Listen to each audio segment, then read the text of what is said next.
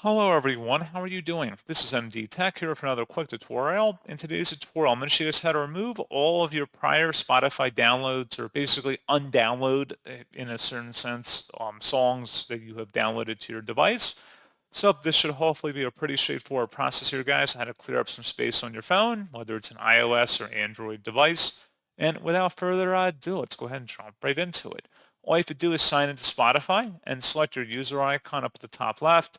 Go down and select where it says settings and privacy. And now you want to select where it says data saving and offline. And then scroll down underneath where it says remove all downloads. Remove all the Spotify content you've downloaded to free up space. Select remove, and that's all you'd have to do.